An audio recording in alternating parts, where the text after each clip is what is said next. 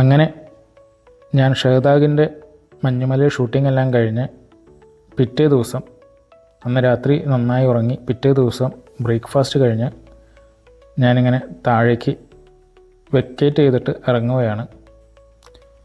ഇന്നത്തോടു കൂടി ഞാൻ അസർബൈജാനോട് യാത്ര പറഞ്ഞ് ഇവിടുന്ന് നേരെ നമ്മുടെ നാട്ടിലേക്ക് വരികയാണ്. വന്ന പോലെ തന്നെ തിരിച്ച് ഒരു 6 മണിക്കൂറോളം യാത്രയുണ്ട്. അപ്പോൾ എൻ്റെ ഫ്ലൈറ്റ് ടൈമിങ്ങും കാര്യങ്ങളും എല്ലാം നോക്കി അതിനനുസരിച്ചാണ് പോകുന്നത്. ഇതൊരു ഓവർ ബ്രിഡ്ജാണ് നിങ്ങൾ നേരത്തെ കണ്ടത്. ഇവിടെ കുറേ ഷോപ്പുകളും മറ്റും എല്ലാം ഉണ്ട്. വിദേശീയരെയും സ്വദേശീയരെയും ഒക്കെ ആകർഷിക്കാനായിട്ട് വളരെ രസകരമായൊരു സ്ഥലം. ഒരു 3-4 ദിവസം നിന്നാലും നമുക്ക് മടുപ്പ് വരാത്തൊരു സ്ഥലമാണ് ഷഹദാഗ്.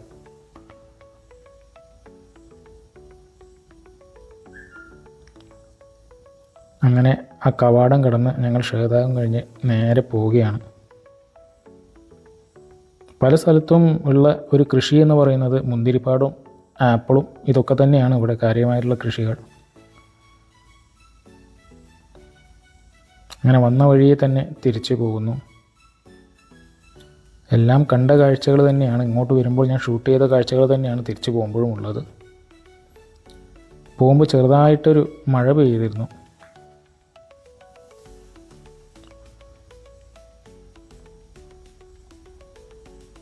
ഇത് കാറിലൂടെ പോകുമ്പോൾ കാണുന്ന ഒരു വലിയൊരു കാഴ്ചയാണ്.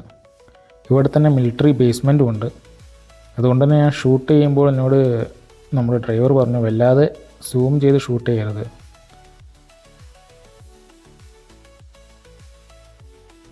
ഇപ്പോൾ നിങ്ങൾ കാണുന്ന അസർബൈജാനി മന്നത്ത് എന്ന് പറയുന്ന അവിടുത്തെ കറൻസിയാണ്. അവിടുത്തെ 1 രൂപ, 20, 5, 100 അങ്ങനെ പല കറൻസി ഉണ്ട്. നമ്മളിവിടെ വെച്ച് താരതമ്യം ചെയ്യുമ്പോൾ ഒരു മന്നത്ത് എന്ന് പറഞ്ഞാൽ ഇവിടേക്ക് 50 രൂപ 51 രൂപയോളം വ്യത്യാസമുണ്ട്. അത്യാവശ്യം വാല്യൂ ഉള്ള കറൻസിയാണ് അസർബൈജാൻ മന്നത്ത്. ഇതെല്ലാം ചെമ്മരിയാടിൻ്റെ കൂട്ടം. ഇവിടെ ഒരു കൃഷി എന്ന് പറഞ്ഞാൽ ചെമ്മരിയാടിൻ്റെ ഈ ഒരു കൃഷിയാണ് ഇവിടെ ഒരു കൂട്ടം ആളുകൾ ചെയ്യുന്നത്. മറ്റൊന്ന് ഇവിടുത്തെ സ്രോതസ്സ് എന്ന് പറഞ്ഞാൽ ഒരു വലിയൊരു ചിക്കൻ ഫാക്ടറി ഉണ്ട് ഇവിടെ.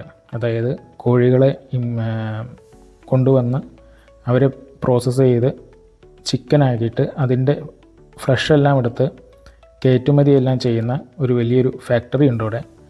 അതാണ് അസർബൈജാൻ്റെ മറ്റൊരു വരുമാന സ്രോതസ്സ്. എങ്കിലും ഏറ്റവും കൂടുതൽ ഇവർക്ക് വരുമാനം വരുന്നത് ഇതേപോലുള്ള ആൾക്കാർ വരുമ്പോഴാണ്. ടൂറിസമാണ് ഇവിടെ ഏറ്റവും വലിയ വരുമാനം.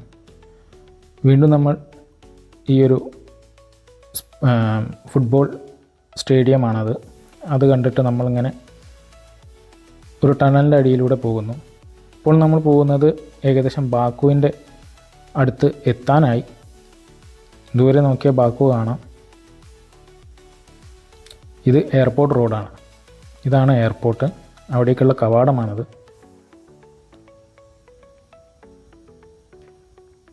നമ്മളങ്ങനെ അസർബൈജാനോട് യാത്ര പറയാനുള്ള സമയമായിരിക്കുന്നു. അസർബൈജാൻ്റെ എയർപോർട്ടാണിത്. ബാക്കുവിലെ ഹൈദർ അലിയെ എയർപോർട്ട് എന്ന് അവിടെ ചെറുതായിട്ട് എഴുതി വച്ചിരിക്കുന്നു. ഇതാണ് എയർപോർട്ടിൻ്റെ പേര്. അങ്ങനെ ഉള്ളിൽ ഞാൻ ചെക്കിനെല്ലാം ചെയ്ത് ഇവിടെ ഉള്ളിലൂടെയുള്ള കാഴ്ചകളെല്ലാം കണ്ട് ഇങ്ങനെ നടക്കുന്നു. എൻ്റെ മുമ്പിൽ പോകുന്ന ആ സ്ത്രീയാണ് എനിക്ക് ബാക്കിയുള്ള ഇമിഗ്രേഷൻ പ്രോസസ്സും കാര്യത്തിനെല്ലാം സഹായിക്കുന്നത്. ഞാൻ എടുത്തത് ഒരു ബിസിനസ് ക്ലാസ് ടിക്കറ്റാണ് കുവൈറ്റ് എയർവേയ്സിൻ്റെ. അതുകൊണ്ട് തന്നെ അവരെനിക്ക് അതിൻ്റെ ലോഞ്ചിലേക്ക് എന്നെ ക്ഷണിക്കുകയായിരുന്നു. അങ്ങനെ ഇതാണ് ബിസിനസ് ക്ലാസ് ലോഞ്ച്. അത്യാവശ്യം നല്ല വലുപ്പമുള്ള ലോഞ്ചാണ്. ഇതെല്ലാം ബിവറേജസ് കൗണ്ടറാണ്. നല്ല തണുപ്പുള്ളതുകൊണ്ട് തന്നെ ഫ്രിഡ്ജിലെ സാധനങ്ങൾ അധികം ആരും ഇവിടെ എടുക്കുന്നില്ല.